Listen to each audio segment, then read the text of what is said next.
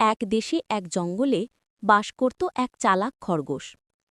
জঙ্গলে আরও অনেক প্রাণী ছিল, কিন্তু একটি সিংহ প্রতিদিন প্রাণীদের ধরে খেত।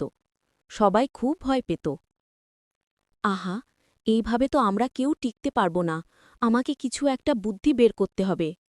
একদিন খরগোশ দেরি করে সিংহের সামনে হাজির হল। এত দেরি কেন?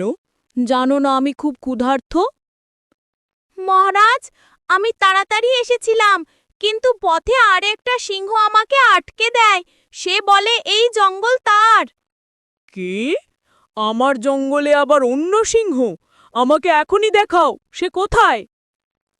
খরগোশ সিংহকে নিয়ে গেল এক বড় কূপের কাছে।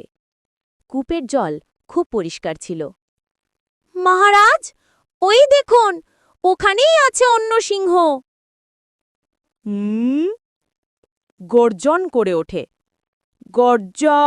সত্যিই এক সিংহ। আসলে সেটা ছিল নিজের ছায়া। রাগে ফুঁসে উঠে সিংহ কূপে ছাপিয়ে পড়ল, কিন্তু বের হতে পারল না। এবার সব প্রাণী মুক্ত হল, আর কেউ ভয় পাবে না।